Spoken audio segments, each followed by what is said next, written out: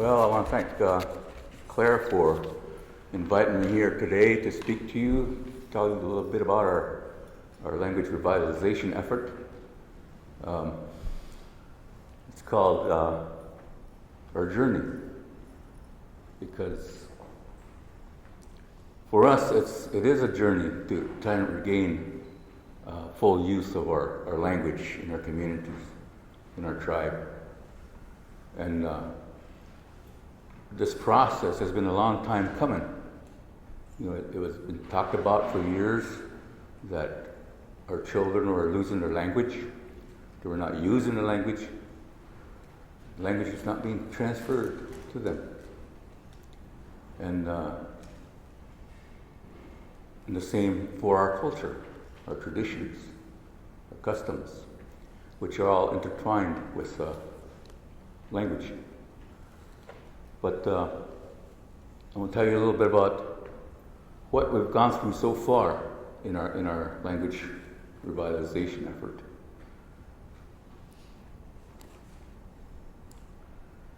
This is our logo for our department, and it's very meaningful to us as we work toward our language revitalization. And these photographs in the back represent three eras in our time from the boarding school period, where our children were forced to go to boarding school and not permitted to speak their language, not permitted to practice their customs. The second picture represents that transitional period from the boarding schools to what the government created was what they call day schools. And day schools more or less followed the same idea, was to assimilate the children as fast as possible. The only difference between the two was that while the children were instructed to teach, to speak the English language in class, they were still able to speak their language outside of the classroom, which was a major help to our children for the continuation of our language. And I was in that period of time. The last one over there is around the 1990s. And it came about through an act of Congress that Native tribes were once given that authority to operate their own schools, to determine their own education. And also at the same time, native languages were also a focus for the government. And so there was funding available for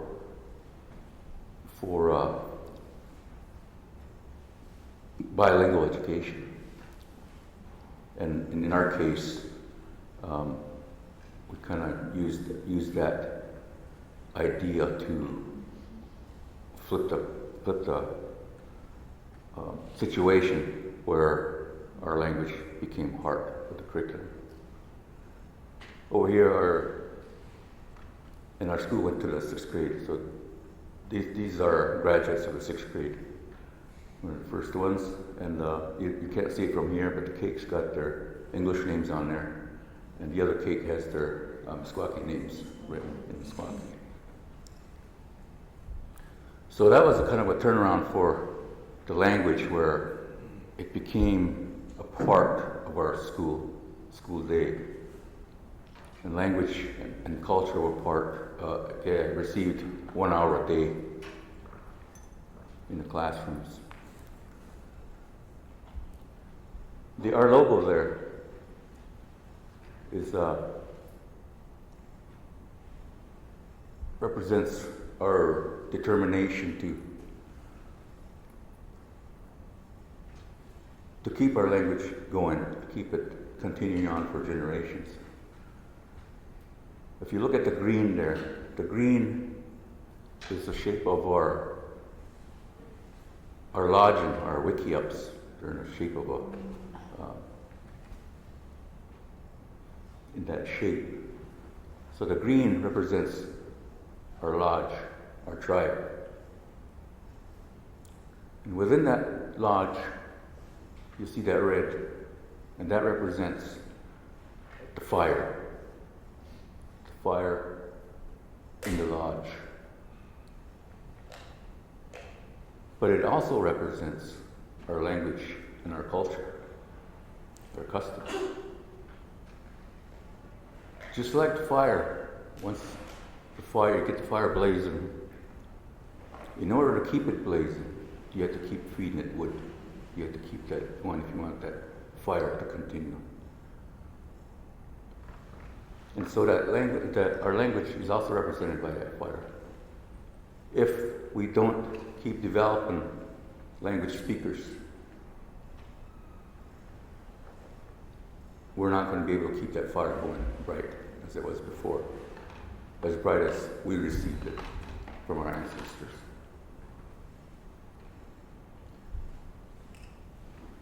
The two kind of like V shapes at the ends, one's black and one's white, represent individuals, and they also represent them speaking.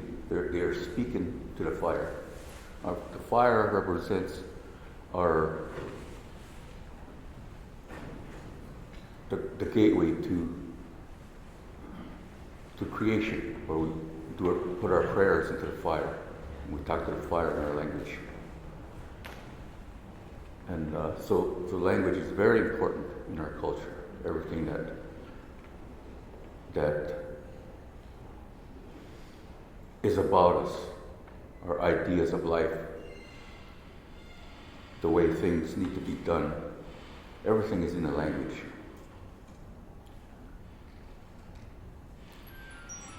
The two diamonds in the middle there, one's black and one's white, they represent two divisions within our tribe. And each individual that is born into the tribe belongs to one of those divisions. And so that represents that part. But they also represent something else.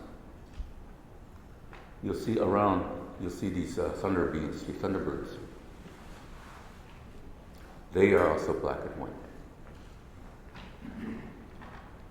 And they represent two opposites of their powers. The white, the gentle.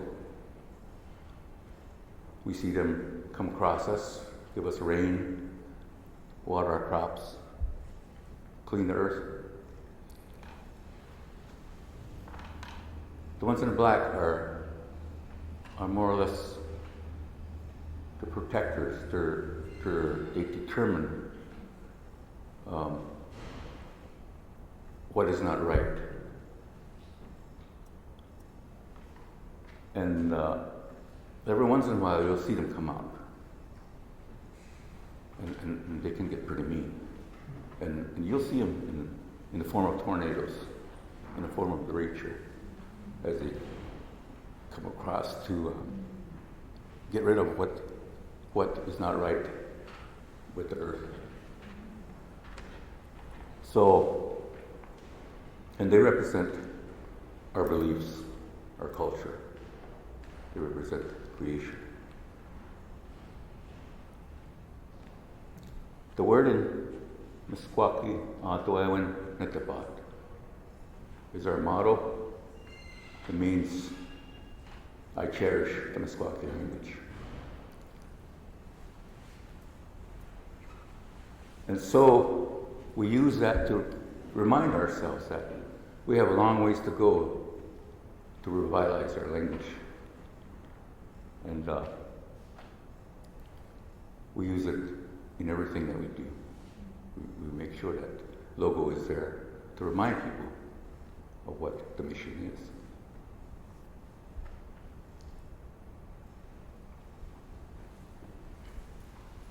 Around 2009, 2010, the Tribal Council made a ruling that we were going to pursue a language revitalization program. And they got a small grant to do this, to get the startup, get surveys out, see what needed to be done. Eventually, they did some language roundtables to discuss the language. And eventually they came to a conclusion that they needed to do a revitalization plan. And so they invited community members and employees of the tribe in all the different departments to come together and produce a plan for language revitalization. And so this was completed in 2014. And it was also approved by the Tribal Council in 2014, so it became effective in 2014. And this was the goals of that plan, was to strengthen and sustain our language resources, to develop effective language teachers, establish a revitalization program as far as classes and teaching, and to promote the speaking of the language within the community itself. And each one of these priorities also had goals within there that we were to concentrate on. But we've already managed to accomplish a lot of those small goals.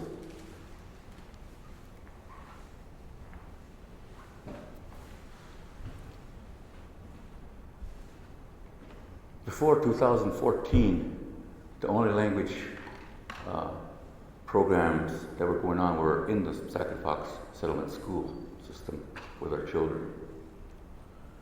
And so this is our new school here. It was completed in 2001. So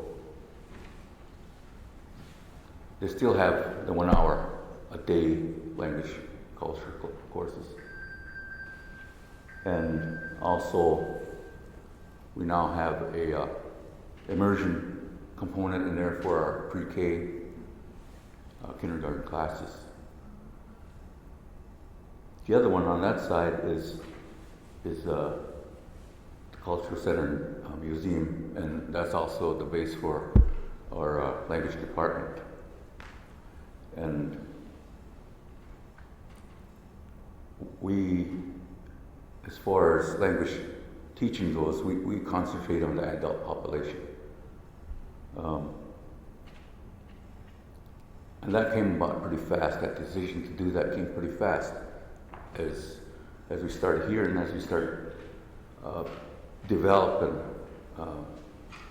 our course of action, started developing our curriculum that was going to be taught, what methods to use, our teacher training, everything that we were developing. We started hearing from community members, parents saying, when the children get home, there's nobody to reinforce what they're learning at school. The parents aren't speaking the language. And more or less the children were quite aware of that. So the only place they're using their language was in school, in the school system itself. So that moved us to develop a program for the parents so that they could assist the students at home promote language use.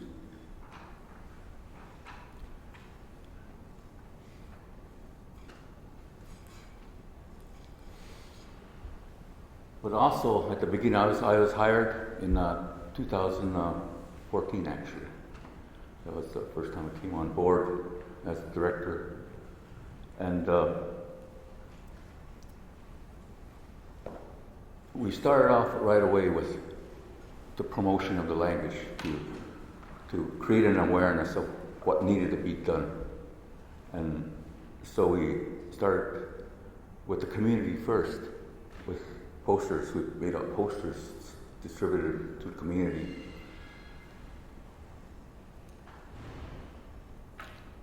Engaging the community members who are speakers to speak the language so that the children could hear them speaking that language. We put up posters urging people to learn the language if they did not know it.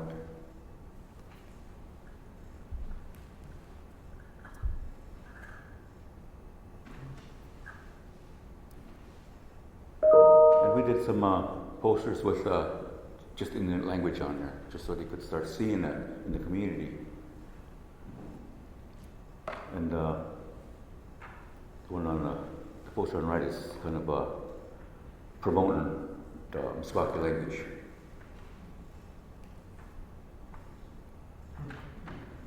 Also, we started developing resource materials, so that the teachers could use these in their classrooms. And this one here is patterned after I'm sure you're familiar with that game, Go Fish. So this is kind of patterned after that. Maui Shishan means go hunt. And we have all these different animals, pairs of animals in there. And with the Meskwaki names on them. So in order to play the game, they had to identify the animal in the language. And they had to, if they missed, or if they didn't have that, they'd have to say, Maui Shishan, go hunt. So encourage them to go and use the language in that game. We also did, you guys know Uno, game Uno. We developed our own Uno cards with the language on there. And so we use this to teach them colors. Some of the language that's used to in the game, crazy cards, the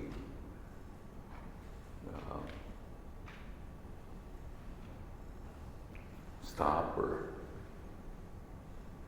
everything that goes along with the game. So, and this was a very popular game after a while because it's pretty competitive. So that worked out pretty good. And we also developed other card games, and this is a card game that we developed. Uses just the regular playing cards, and we have all the suits up there and the card numbers. And what they had to do was pick a card, follow the suit and the number, and follow that to the intersection. And so that little picture there, they'd have to identify what that person was doing or what the animal was doing, whether it's swimming or the dog and cat are dancing, or little short little phrases that go along with all these images. And we also went back to our what we call winter stories that gave lessons. They kind of had interactions between characters in there. So we picked a few of them out, and we made booklets out of these, and everything's written in Meskwaki. And we distribute these to the community, and we also did some kind of like little film strips, PowerPoint film strips with the stories, and to present them to the class.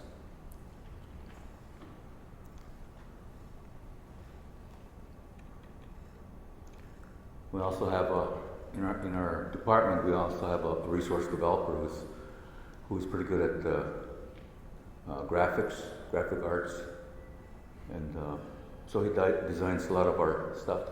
This happens to be a calendar with all the months on there, name of the months, and so we distribute these to all the departments and whoever wants a calendar. One of the first things we did also was to create a language app. We worked with a company out of in Canada, Algonquin Learning Systems, and they helped us put together this phone app. And we got our word lists together. We got some speakers to go through the word list and give the Meskwaki the word. And it's available in the Android systems and as well as the Apple. So that was our first effort to deal with the modern technology that we could use to further our mission. We've also created some Ibooks for the iPad. Again, these are word lists of different categories. You can see that big one there. It's about clothing. Got animals, got bugs. And these are also free to download. And we have a total of 11 that we've gone through. And all it is just vocabulary words in these categories. And the objective there was that at least individuals could start learning these words, and they also could learn how to start using their muscles, their mouth muscles, tongue muscles, to begin forming those Meskwaki sounds, Meskwaki. So this is kind of like a self-study for individuals. And we've worked with the community also, and we collaborate with different departments within the tribe as far as including the Meskwaki language in whatever they do, in whatever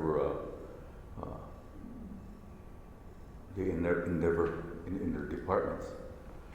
So this is an example of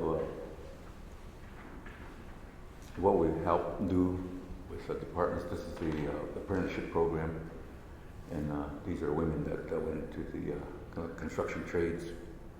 So the poster there, Pushetonequa,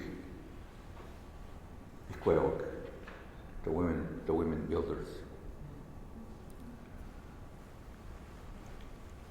We also do help with their posters for their events, making sure that our Meskwaki language is included, the spelling, everything is included, so that again, so the community can start seeing the language. And it was all part of bringing the language up to its importance within the tribe. Here we have a buffalo herd on settlement, and of course they have an electric fence, but we've also got the translations in Meskwaki there, so be careful. We have an electric fence here, so we try to incorporate things into signage. We do activities in the community. You know, we sponsor. This is Easter egg hunt.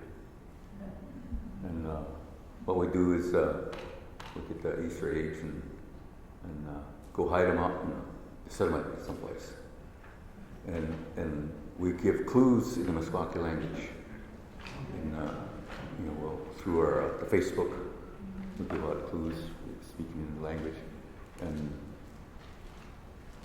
so they have to find out what the language is saying in order to know what the clue is and to go know where to look. And so, and like I said, this is in any place in a settlement that we're hiding these. So here's a picture of some winners.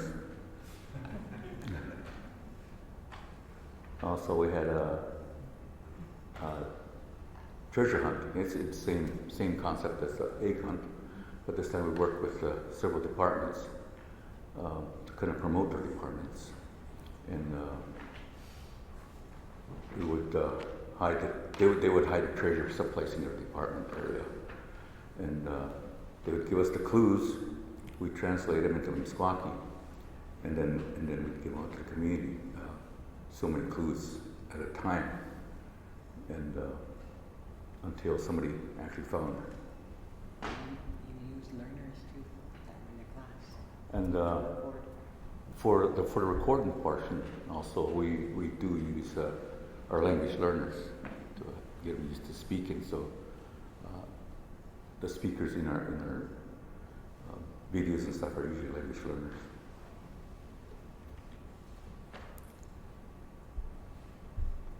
So, well, here's some pictures of treasure hunters and which department was a sponsor of the treasure. And they have a lot of fun with it. You know, it's something that brings the community in to the language.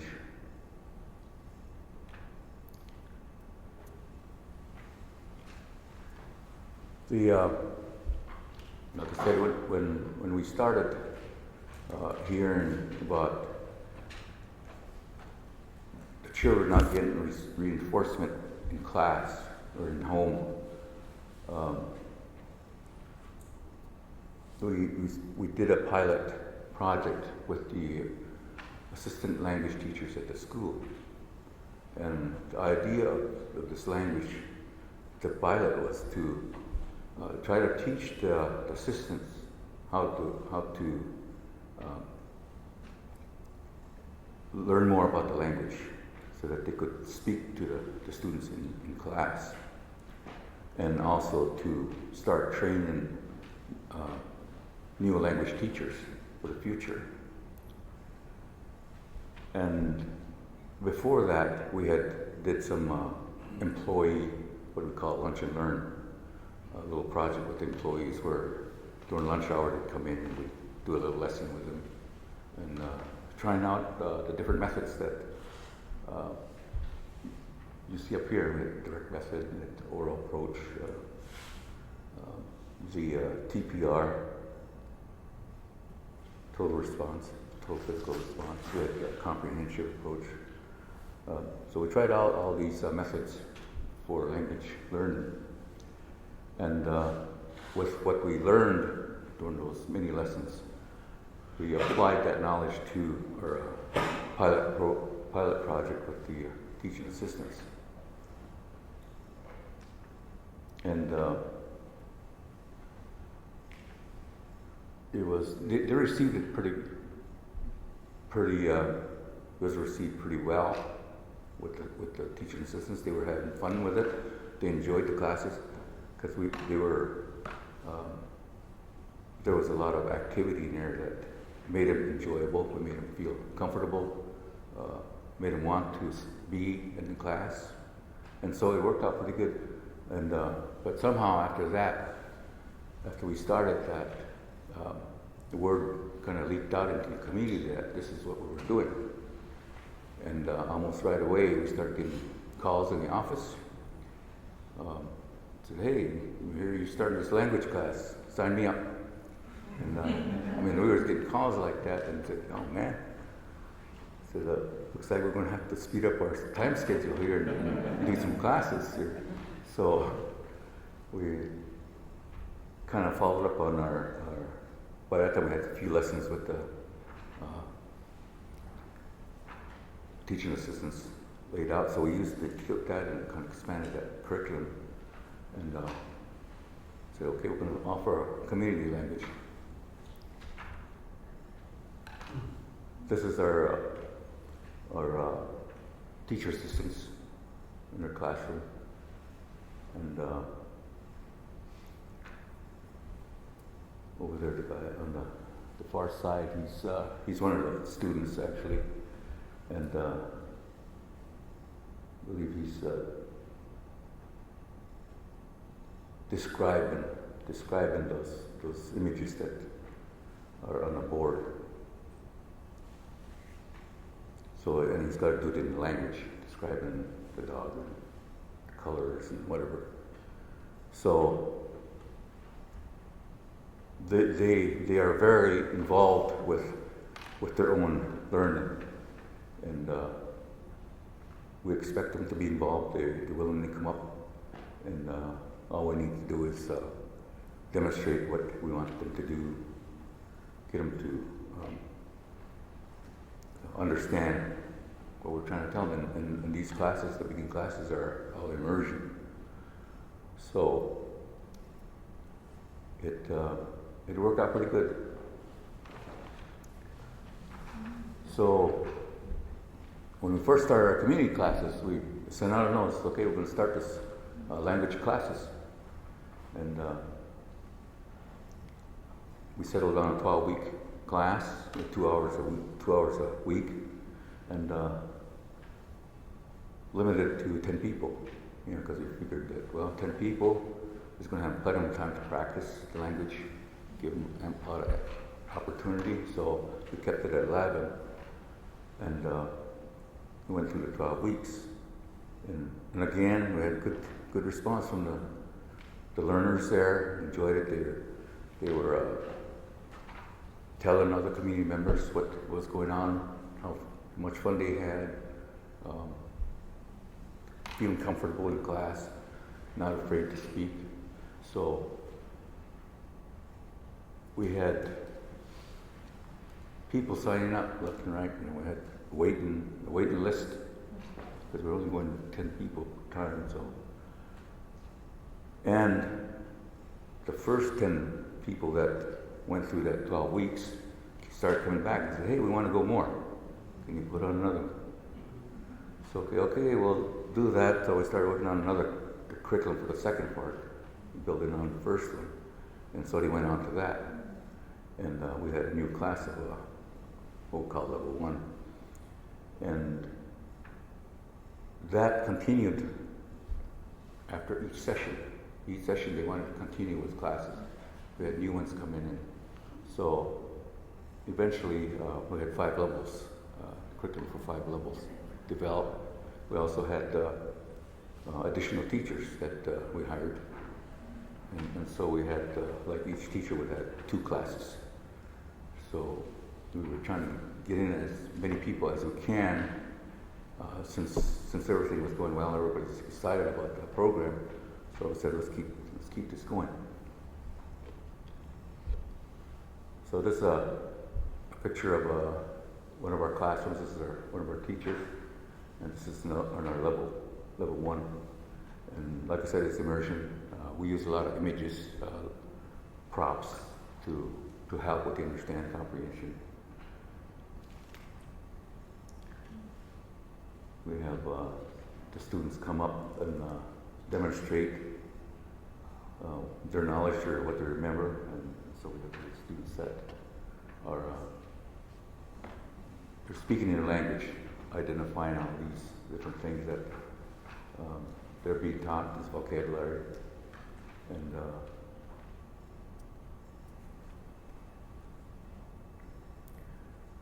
we hold our classes. We have one dedicated classroom that we were had the opportunity, or they were allowed to use at the school.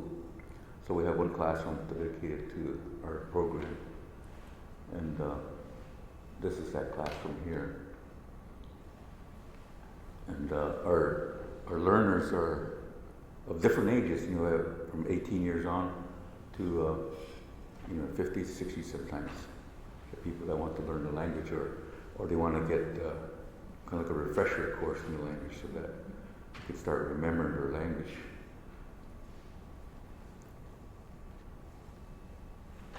These are some of our students that go up there to demonstrate what they've learned. And we cover a lot of things that they can use in their daily lives as far as vocabulary. This one on the bottom where I'm standing there, this is our unit on family relationships, the terms for family members. So, and this is a pretty short version of the relationship chart. So they learn all that. Over there, I believe on top, there's it's the lesson on opposite terms, clean, dirty, the different big, small, those kind of terms that they go up there and they identify what the term should be for each picture, each image. And we use a lot of images in whatever we do.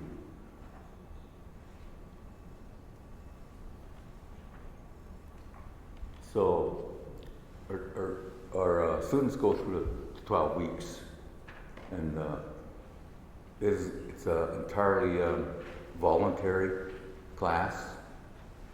And we try to schedule classes around where there would be mostly free of their daily lives. Because a lot of these are parents, they have kids in school, they have athletic events, they have, different things that they need to be at. So we try to schedule our classes where they're going to be available.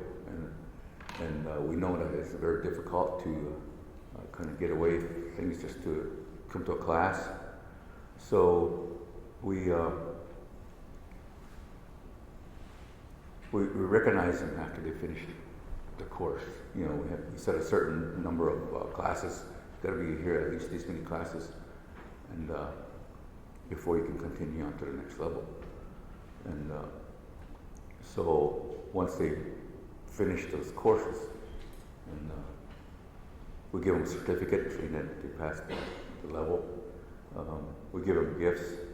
Again, these are T-shirts this is the first level that we give them T-shirts with our logo on it. We have to have a cake celebrating their success there, and just kind of make them feel good and for their accomplishments. And these are some of the gifts that we do give them. You've seen the one with the T-shirts. These are for their second level. Maybe you've seen us wear shorts, jackets. We give them jackets with their logo. And then Muscogee name. Yeah, they have the Muscogee name on them. Maybe you've seen my jacket. It's got my Muscogee name on it. But and that's how they are dressed during class, by their Muscogee names. So, and for the level 3s, we give them beadwork here, earrings and medallion with our logo, and that's their gift for completion. And the 4th level, we'll give them these bags here, along with some of those. You see this journal up here with the pens and different things in there to go into those bags so that they can continue with their taking notes in whatever in the language. The last level, we give them a large clock. It's got their Muscogee numbers on there for time.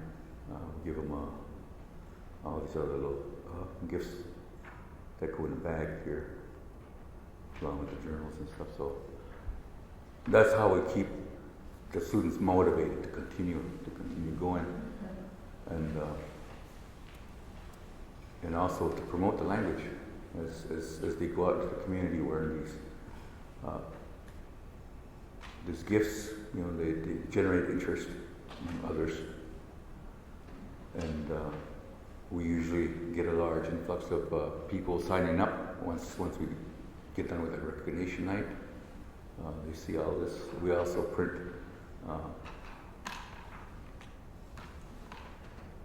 their photos on our tribal newsletter, recognizing them. We have create posters, we put them on the walls and stuff. And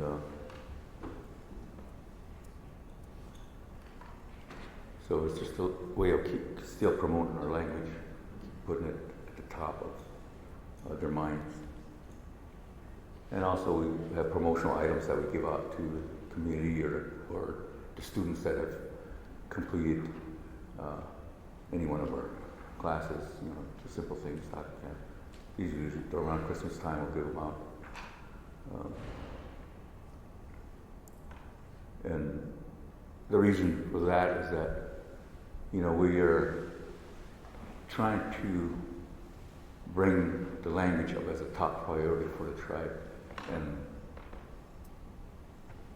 And by doing these things, we are saying to the community that language is very important. This is why we're doing this.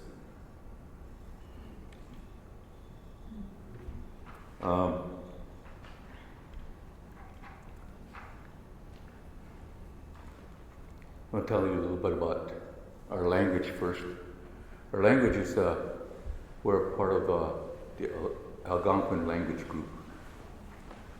And so our language is a verb-based language. Everything that we say has a verb in it that describes something. It describes a concept, an image.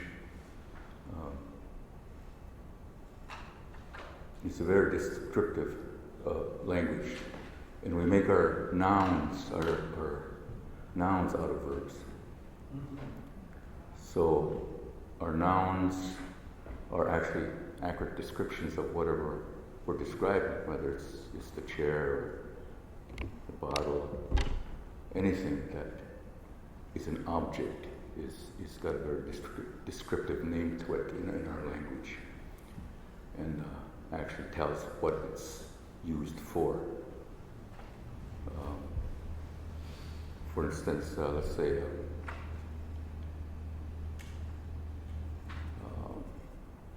garden. You find a garden, and you'll have tools that you use in your garden. So you have a hole. So I'm going to treat weeds and stuff.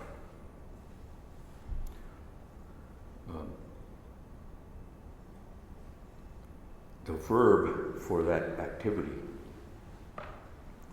is Monashqua. Monashqua is you're pulling the weeds. That's the term for that. It's an action verb. And our language is made of morphemes, what we call morphemes, that are little pieces of information that have a meaning, that describe something, that carry an idea. But by themselves, they really don't mean anything. They have to be put together in order to get that idea across. So, in the case of the whole there, gun, it's a suffix, and what it is it describes something that you use for something. Like a tool, something that you use for something. So, and these morphemes morph together. So, Munashk becomes Muna. And then Hagan, Muna Hagan, tool used to hold the weeds, cut them down. So it describes what that hoe does. And so the nouns are like that. They describe something, its purpose. So, and our language also has kind of like a dual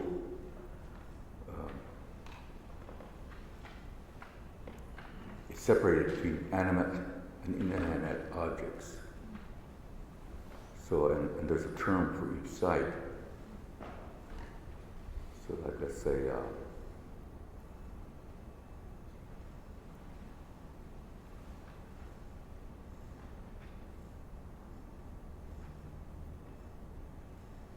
let's take, a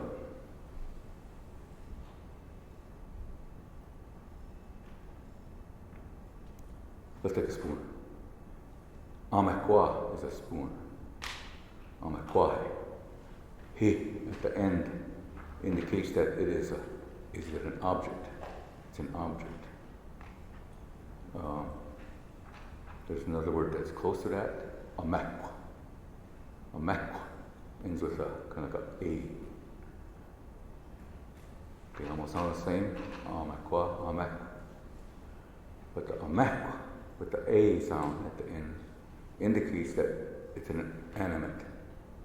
It's either a person or an animal. So in speaking, you have to be very careful in which ending you're using when you're talking. So people you're talking and know which, if you're talking about an object or if you're talking about something living. So our language is split up like that, between animate and inanimate. And also between singular and plural. There's terms that you use for the plural. Amequa, the beaver. Amequa is a beaver. So amequa is a single beaver. And if we add another suffix to that, amequak, then that makes it plural. It's a plural form. So it means beavers. And so that morpheme, uk, is an animate form, making it plural, more than one. We have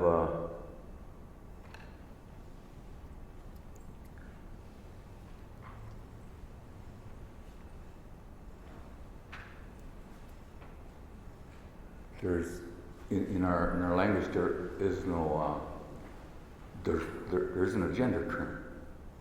There's no gender term. So it's always the third person in that conversation. If you're talking about him or her, it's just got one way of saying it. It's saying that person over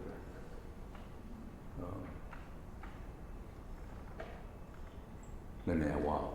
Linawao is I see him or her. That's how you can translate that. But you see, I see that person is actually what it translates to in our language. But so there is no gender terms. Also, we have to pay attention to our vowels, the length of our vowels. That using the wrong length of the vowel can actually change the meaning of the word.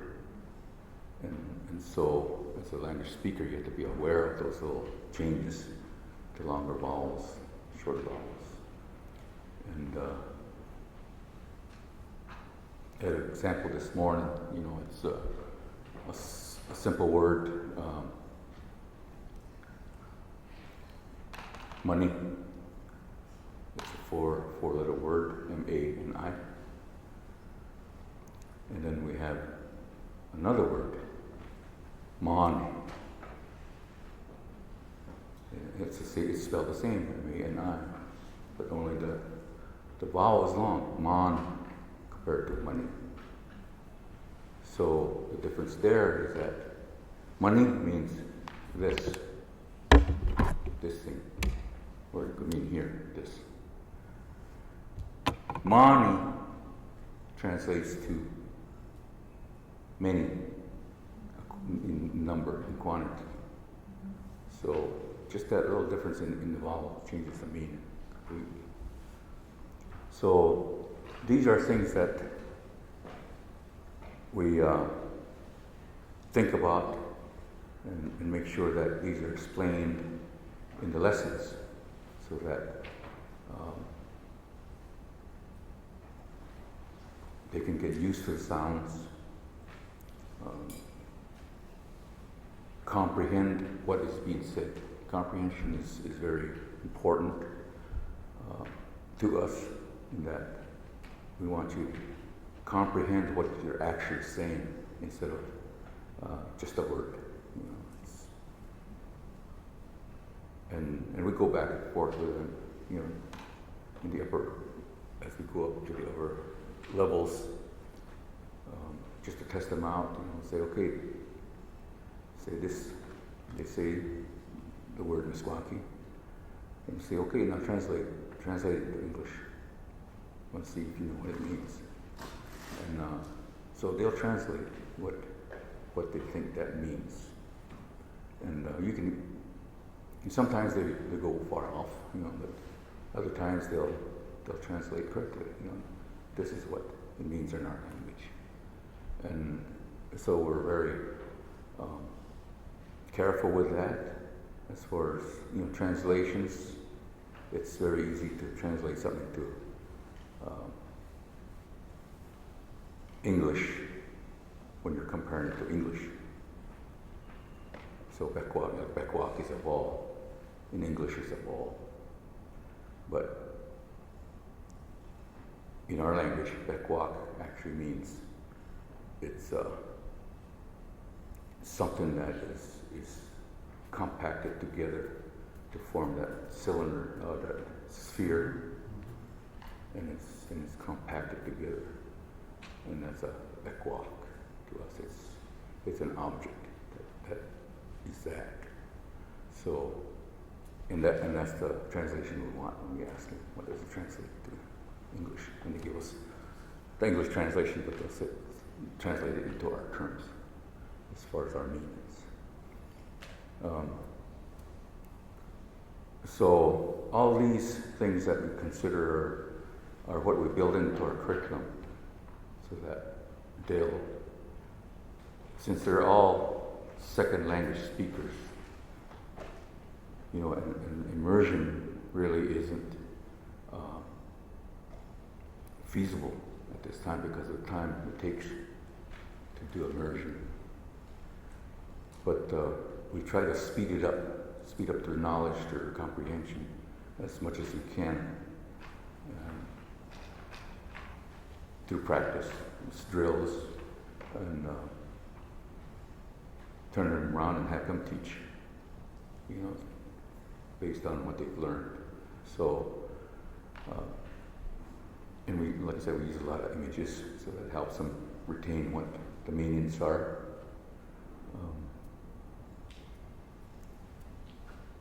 We kind of want to try to discourage taking notes, you know, so that they retain what they hear in their memory instead of on a piece of paper. And so we try a lot of methods to keep them going.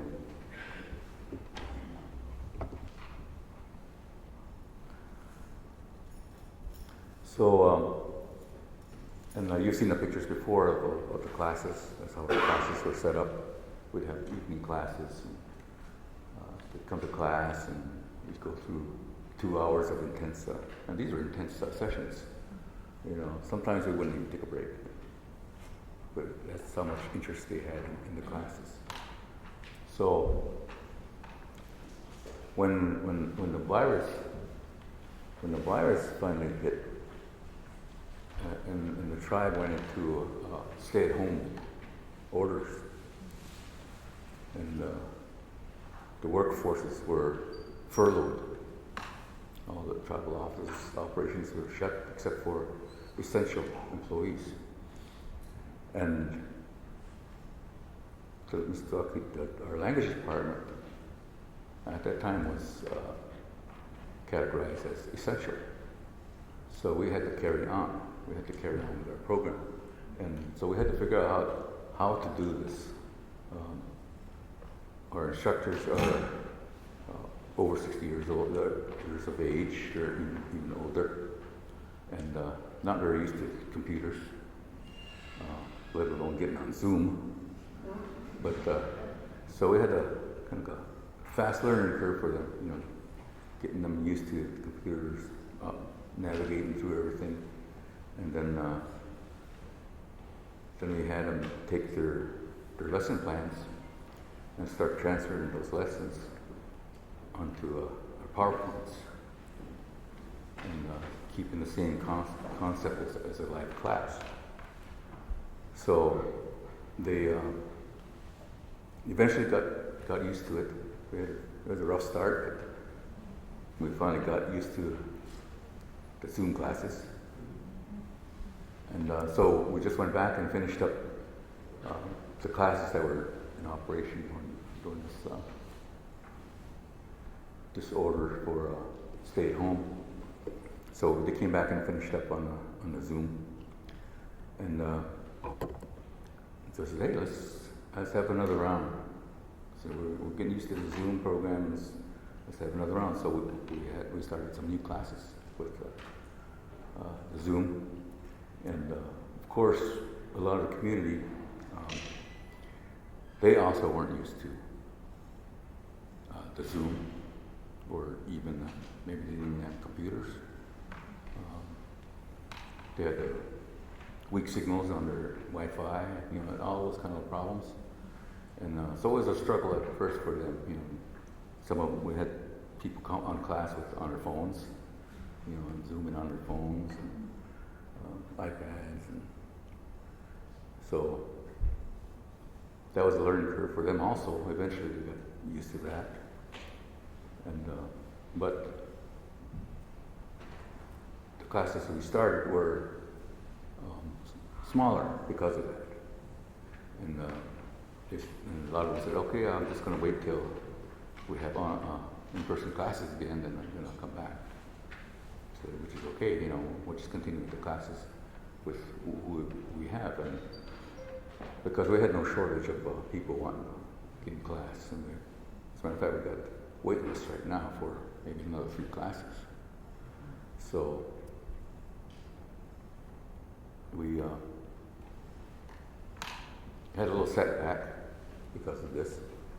Also, another setback we had recently was one of our primary language teachers had to go back into retirement. She was in retirement. She was a long-time teacher at the settlement school. She retired from there, and she kind of volunteered to help us out, get started with classes. So she was with us since 2016, I believe it was. And so during this, she had a lot of time to think because of this, and so she finally decided, I better retire and take care of things at home and things like that. So that was a little setback.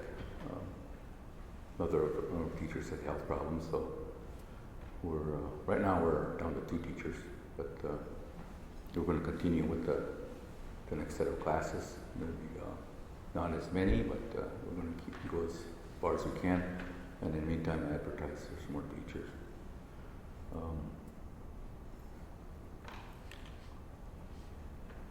This is a classroom during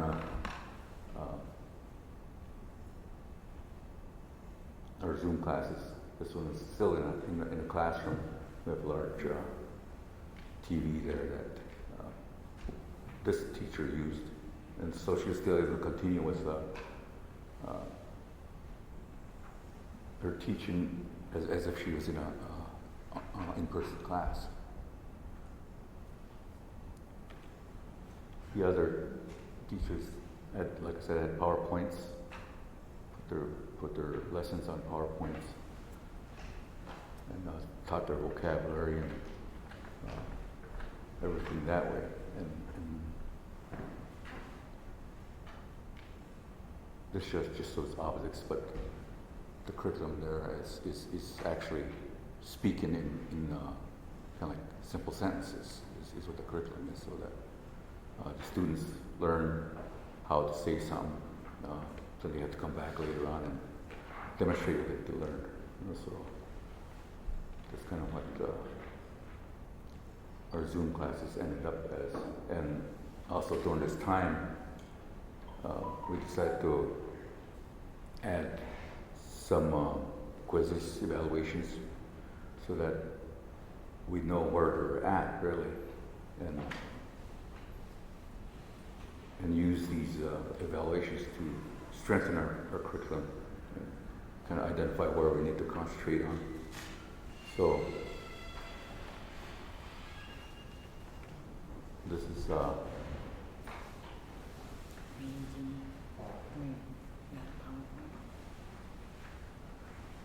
no, it's just a picture. So this is one of the lessons on the Zoom, the PowerPoint, and this is a lesson on the pronouns and the suffixes, and the prefixes. We have like six prefixes that they have to learn, and suffixes. We have lists of suffixes that they have to learn, and they're more or less fall into the pronoun category. And last I looked, we were studying like about 54 of them, and each suffix changes the meaning of the sentence. So the word for me, just the word me, is nin, I.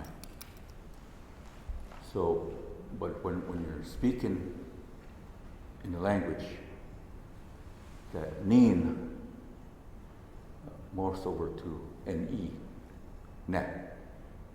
And ne means I am. It translates roughly to I am. So, and usually a verb follows that. And the verb root is, in this case, is wisen. Wisen means to eat. Like a meal, eating a meal. So, if you want to say I am eating, then you would say nawisen. I am eating. And if you wanted to say we are eating, then you have to add that B-E-N-A at the end of it, bena. Nawiseni bena. And that changes the meaning to say I and somebody else are eating. We, meaning I and somebody else. So, if I wanted to say you are eating, then that word for you is kin. But when we're using the sentence, it changes to ke, ke. Gewisen, you are eating. And, or kewisenipen, you and I are eating. Or another suffix, kewisenipwa. That means you and somebody else are eating. So the suffix keeps changes the meaning of the sentence. And so those are the very basic suffixes. But there's suffixes that tell, like he or she is feeding me, or he or she is feeding them, he or she is feeding us. There's different little changes that change the meaning of the sentence. And so we because there are so many suffixes like that, we concentrate on those first, because if you don't learn those suffixes, you're not going to be able to form sentence, a longer sentence, a longer conversation without them. And we discovered that was one of the hardest things for the students to learn was those suffixes. And when it came down to test, they would be familiar with the short versions, but they would be completely lost in the plurals, third persons. Or else the commands, listening. They could get that. So we strengthened our program to deal with those first before we moved them on to being able to create sentences from what they've learned. The level 5, we've been creating compound sentences now using these suffixes. And we're ready to start adding what they call the modals, those morphemes that tell when something is being done, whether it's starting or it's been done already or it's in the process of being done. And those are also inserted into the sentence that starts giving it a time element. So that's how we're working our curriculum, is add pieces of the language together so that they start developing the ability to voice their concerns or voice their needs.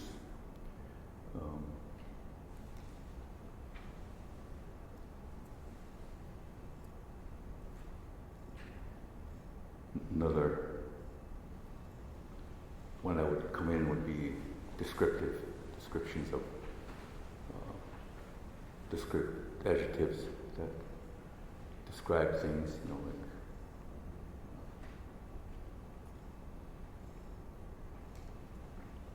like the red ball or the red and green shirt. Start adding descriptions of the person with the red shirt or the person with the red hair. The one with the big eyes, descriptive things like that. So,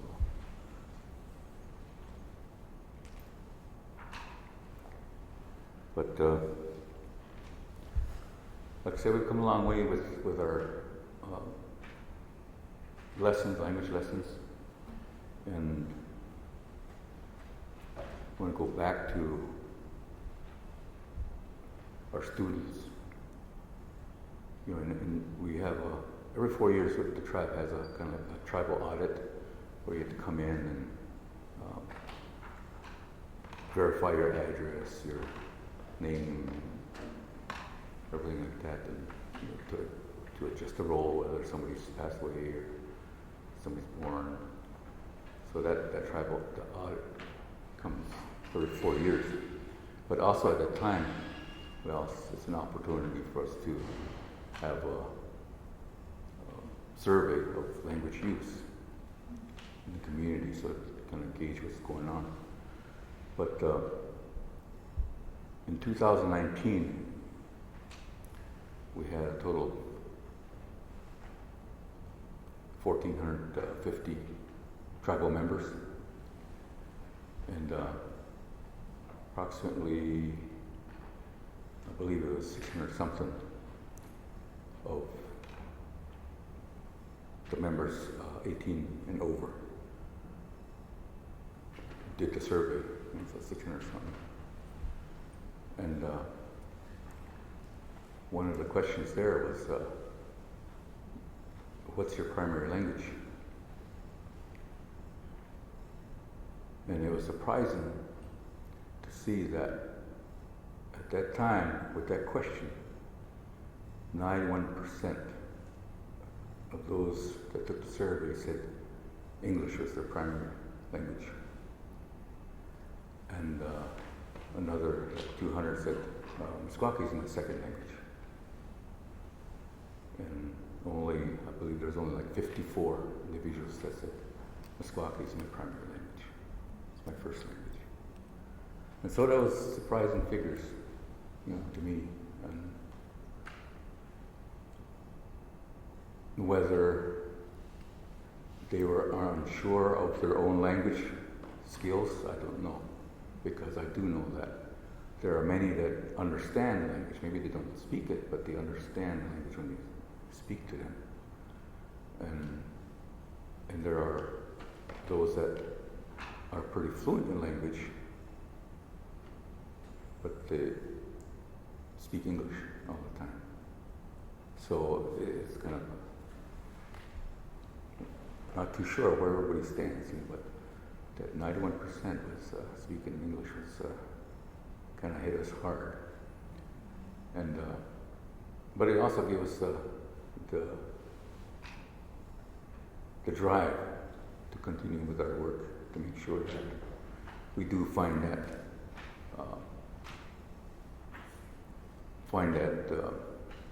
method, that system that is going to help us teach them the language as fast as possible, so that we develop more language speakers as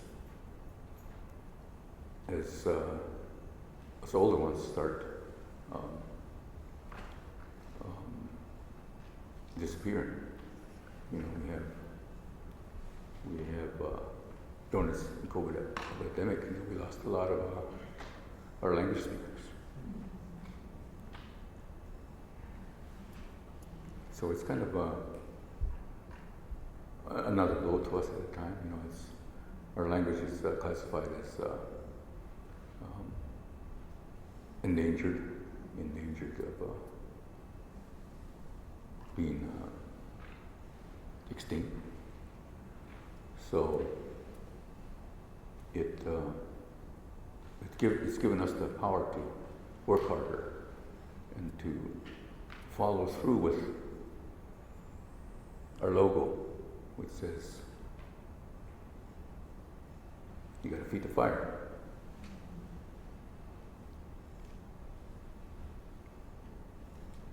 And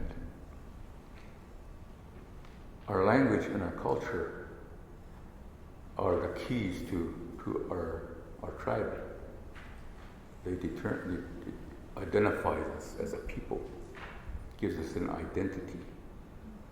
And a person grounded in his identity is pretty stable. You know, they're sure of themselves, and we see that with people that aren't grounded in the culture or in the language, that they get lost. They seem to be lost. And so we're trying to bring these people back into the fold, so that, you know, our language and our culture continues. And just like the fire, you know, if that goes out, our fire goes out, you know, then we are extinguished as a people. And right now, you know, we hold that determination. We hold that determination of how far our language and our culture is going to go into the future. If we quit, then again, you know, we die. So, but as the tribe's history, we've always been a very persistent people, very protective of who we are, of our people, and we don't give up. We just take what's that hand that's dealt with us, we take and we run with it and continue on forward.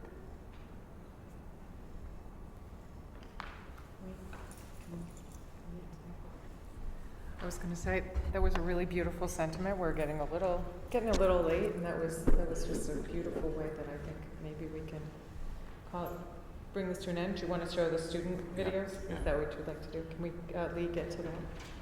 It's just I know people have other obligations coming up. These are some of your learners. So this is one of our learners that completed up to level 5. It's 120 hours of book.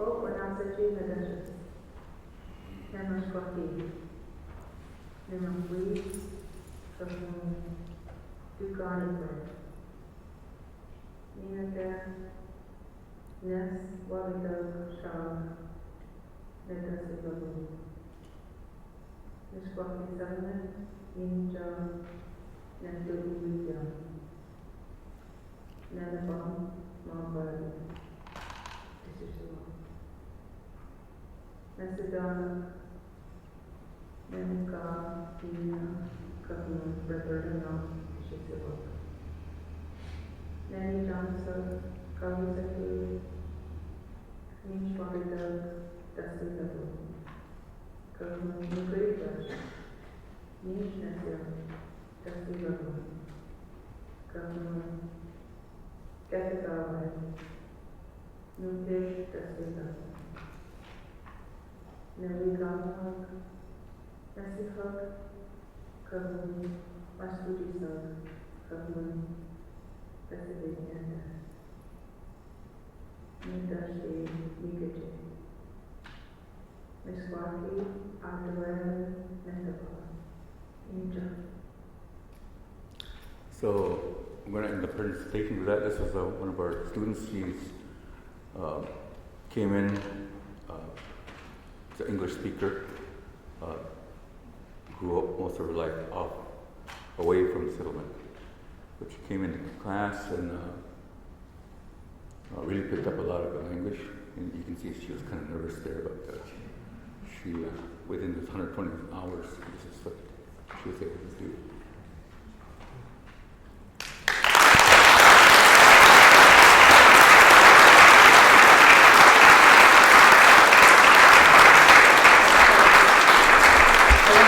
Thank you so much for that. Really lovely.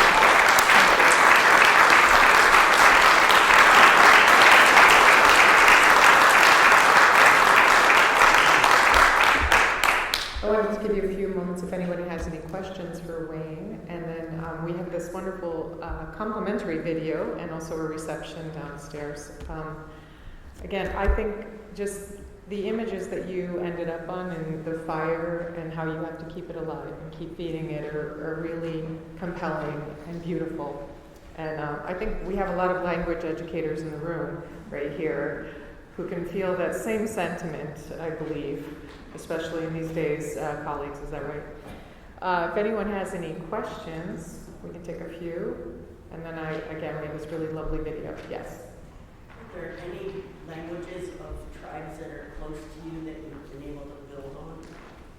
Any languages of other tribes near you? Like I said, we are part of the Algonquin language group. The Sauk tribe has a language that is similar to ours. The Kickapoo tribe also has some that's very similar to ours. And we can understand a lot of the other Algonquin languages, Potawatomi, the Ojibwe, the Ottawa, everybody that's part of the language group. There's certain levels of understanding as far as language. But differences are enough to warrant that we need to develop our own method of teaching our language. Other questions? I'm curious what the extent is of the Musqueam language as a written language. The extent to which it's written. The language is pretty well written. It's been pretty well studied by linguists. So we have a lot of materials that were written by the linguists in the way they write language. We have a library of the writings. We also have writings from our own people, that we've collected. They used to have, like in the 1900s, they used to write each other postcards to different regulations, and they'd write in the language. So we have those and other sources up in the language, written language. And of course, everybody, since there's no right way, I guess, to write the language, so there's a lot of variations in their writing. And in order to read their materials, you have to actually learn their alphabet, their way but we've kind of followed along with, in our classes, we followed along with some of the writings that the linguists use, the critical markers, to help us kind of with the pronunciation a little bit more. And and there's variations in the written languages that you almost have to know, you know.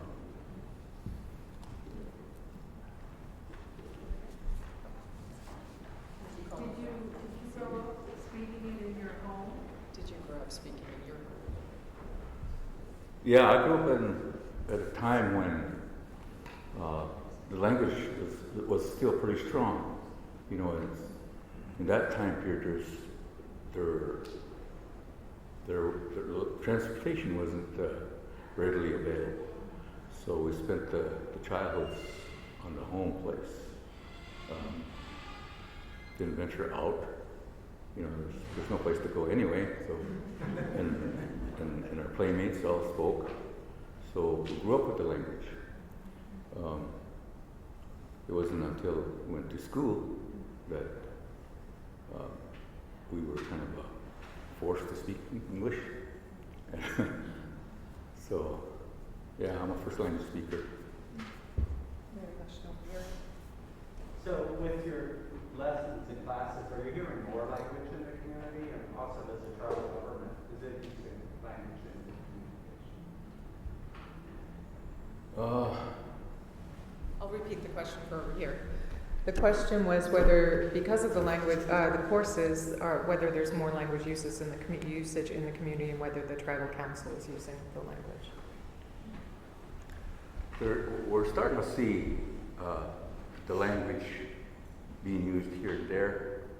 I think they're getting more comfortable with at least saying a few words, you know, in the language, and try to use it as much as they can, which is what we encourage them to do. And as far as the language use within the tribal council itself, it hasn't really happened yet because the members of the council, most of them don't, may not really speak the language, or you know, are limited speakers. So during a business, you know, they'll speak in English. But like I said, you know, we've only been operating since 2014, and that's one of the long-range goals is that when they hold tribal council meetings, that it's going to be in language, and that's one of the goals that we're set with our language revitalization. You know, our goal is that everybody on the settlement is speaking language on a daily basis. I just want to add a comment. I loved seeing how you have all the signs that you put up around the community, because it reminds me of, I grew up near Quebec and seeing the French and English all the time next to each other. We had a question over here, yeah. Could you maybe recite something short or something just so we get an example of language? She wants you to speak Musqueam. Do you feel comfortable saying something? Say it's a rainy day in Iowa. Aina tehtävä pispistä tai kun nuo kenraats. Aatsumohana pa pischaya. Nuke. Kuch kuiettua kun ina tueva. Tuven tu taipen pispistä tai yshai kaput. Koska se mihiben. Ja kitaakin kispä bemna hayyak. Kuch shayak. Ushai kaput ime. Niitä penoha menanen. Jushi se menanen. Itse me tehdä tuo. Itse usko kiihan tuo. Niin näistä entämak iskekiama. So I just said that I'm happy that you all came to listen to me speak about our language program, about our goals, and that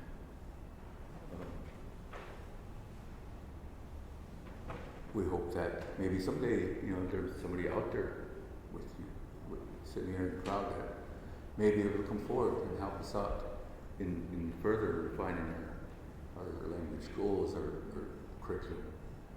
And that our hope is that our children, our grandchildren, in the future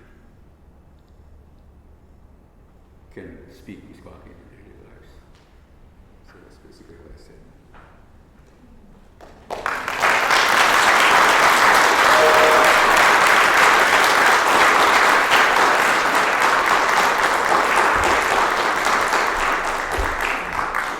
There's another question.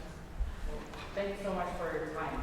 What you did in your community is actually remarkable because oftentimes with language education, we emphasize how children should acquire the language and then we ignore the adult component. But you're actually flipping that picture and you're also immersing adults with your language. So I was wondering, have you seen any patterns of children's attitudes towards your language? Did it shift within that period of time when you immerse adults in Meskwaki? And did the kids also change attitudes, so having more positive attitudes towards their language? Among the younger ones, the small, it's just natural for them. I mean, to them that's normal. When they hear the language, either through their parents or through their uncles or whatever, it's just natural. They just take it as it comes. So, and they're not afraid to use the language. And, as a matter of fact, we hear reports of they saying something to the parents in the language. Their parents are looking at each other. What did he say? And then the kid will get mad at him. It's like, you should know what I'm saying. But things like that. They're more involved in the language of these people. It's going to take a while to get our teenagers to that speed, but school is doing, the settlement school is really doing a great job with the curriculum. yeah. So, and eventually, when we get out of high school and stuff, I'm sure they're going to be enjoying our program too. So, hopefully, we'll get some language speakers and teachers from the groups that are coming up. Any more questions? Okay, well, again, I invite you to an and/or. This is an interactive portion of this. You can either go downstairs for a reception or stick around for a really wonderful film made by one of our students in cinematic arts, who's in the back. It's really quite beautiful. We went to a settlement and we've got some testimonials from different speakers, so stick around. And thank you again, Wayne.